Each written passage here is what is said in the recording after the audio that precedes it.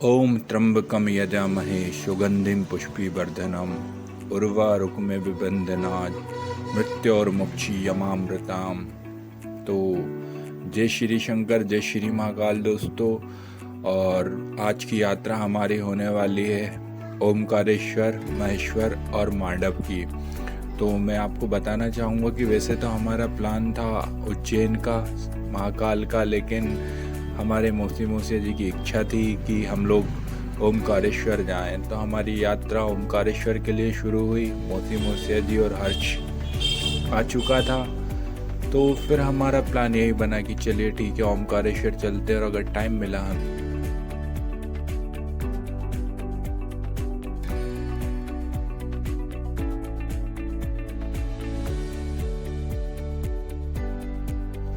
तो दोस्तों हमें रास्ते में पड़ा पुनासा। और पुनासा प्रसिद्ध है इंदिरा सागर बांध के लिए, जो कि 12 गेटों के साथ बहुत बड़ा ही डैम है। और इसका उद्घाटन जो हुआ था पूर्व प्रधानमंत्री इंदिरा गांधी द्वारा हुआ था। और ये बहुत बड़ा बांध है जो खंडवा जिले में पड़ता है, और बहुत खूबसूरत जगह है ये। खंडवा जिले की पुनासा तहसील में यह बांध बना है। राज्य के विकास में इस बांध की अहम भूमिका है। किसानों को सिंचाई के लिए पानी उपलब्ध कराने के साथ साथ 1000 मेगावाट बिजली का उत्पादन भी होता है। इस बांध के पानी से खंडवा, खरगोन, देवास, धार और बड़वानी जिलों में लाखों हेक्टेयर खेती की सिंचाई की जाती है। हम यहाँ रुके और इस लोकेशन को एक्सप्लोर किया। बहुत ही सुंदर लोकेशन थी। बाकी अभी बांध का पानी छोड़ा नहीं गया था, और फिर हम यहाँ से निकल पड़े ओमकारेश्वर की ओर।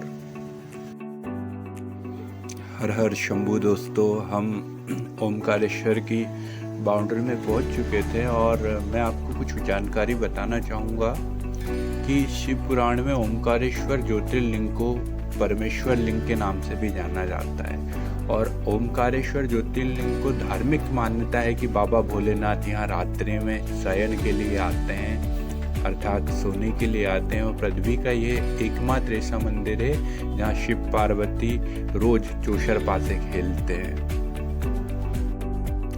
ओमकारेश्वर ज्योतिर्लिंग को भगवान शिव के सबसे पवित्र और शक्तिशाली ज्योतिर्लिंगों में से एक माना जाता है।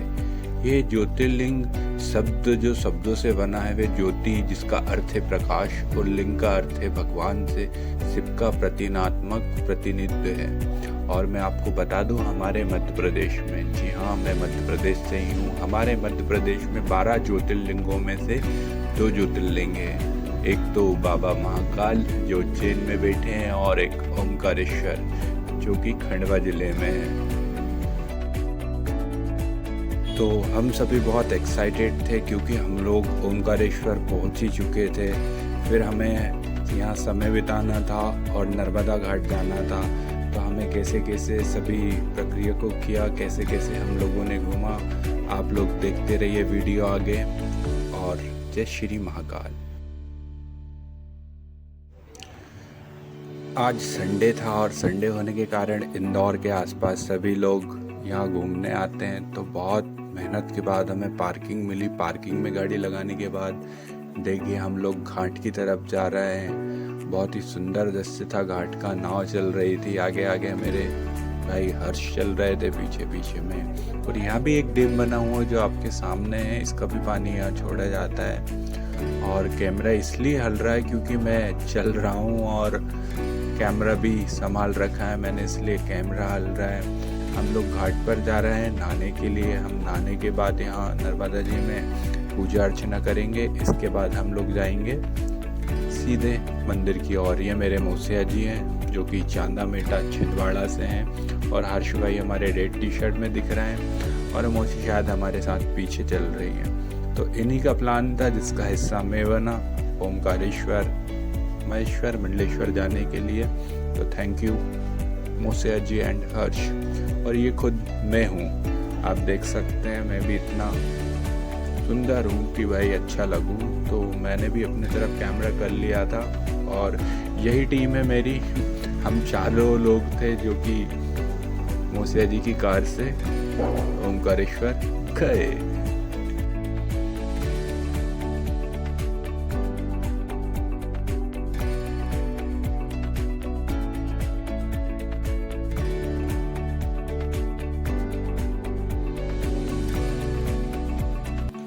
तो भाई हम लोग स्नान ध्यान कर कर सीधे मंदिर की ओर चल पड़े। और हम लोग अभी एक झूले के ऊपर से होते हुए जाने वाले थे और आगे बहुत लंबी लाइन थी और बहुत कठिनाई थी, लेकिन कहते हैं ना, भगवान के पास जाना हर किसी के बस की बात नहीं। तो मेहनत करके जाइए भाई। हम लोग कोई वीआईपी नहीं थे, वीआईपी लोगों को सबसे पहले दर्शन करवाए जाते और वही चीज़ वहाँ चल भी रही थी, लेकिन हमें उससे मतलब नहीं था क्योंकि हमारे कर्म हमारे साथ थे और हमारे कर्म सिर्फ हमसे पूछने आएंगे कि आपने क्या किया था। तो हम लोग लाइन में लगे, बहुत मेहनत के बाद और बहुत गर्मी के बाद और बहुत कठिनाइयों के बाद दर्शन कर पाए। तो भीड़ बहुत थी, बहुत लोग आए हुए थे, सभी को दर्शन करना था। तो हम भी चल पड़े थे दर्शन के लिए फूल प्रसादी लेकर। तो अभी हम पुल पर खड़े थे, लाइन तो हमें आगे लगना था और बहुत ही सुंदर सुंदर दृश्य थे जो कि हम लोग देख रहे थे और आपको दिखा रहे हैं।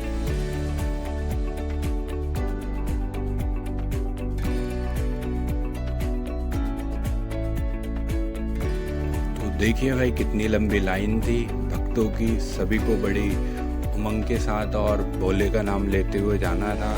बहुत दूर दूर से दर्शनार्थी आए हुए थे यहाँ और सबसे ज़्यादा मुझे मुंबई नासिक वगैरह के लगे क्योंकि ये एक मराठा फैमिली ने ही बनाया था इसे।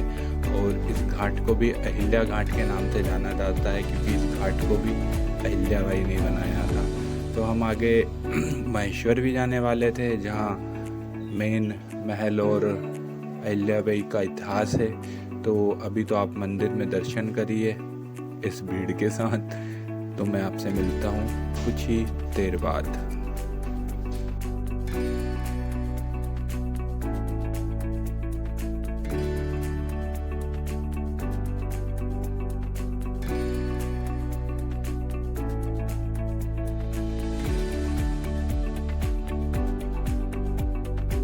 अरे भाई रुको रुको रुको, यहाँ मुझे कुछ आपको दिखाना था कि इन पंडित जी द्वारा किस तरीके की बदतमीजी की जा रही है भक्तों से। ये देखिए क्या धक्का मारा जा रहा है और इसमें तो सुनाई नहीं दे रहा है, लेकिन मैं बताना भी चाहूँगा कि उनके शब्द कुछ ऐसे भी थे। यार क्या बताएं, चलिए ठीक है, जो भी है ठीक है। अब आप बढ़िए आगे भाई दर्शन करिए, घूमिए। तो ये ओमकारेश्वर का दृश्य है, जिसे ड्रोन से लिया गया है। तो आप इस मनोरम दृश्य को देखिए और चलिए आगे।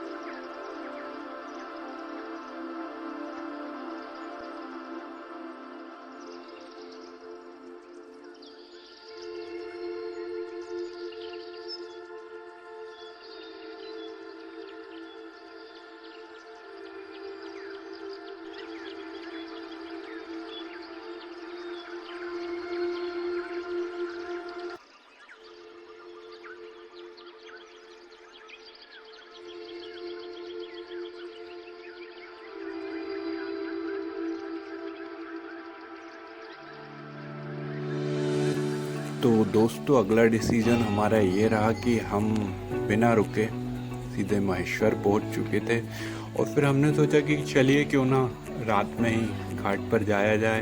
तो हम इस वक्त महेश्वर में हैं और देखिए कैसा दृश्य है यहाँ का रात का, और बहुत ही बढ़िया मंदिर बैजनाथ जी का, भगवान श्री बैजनाथ जी का।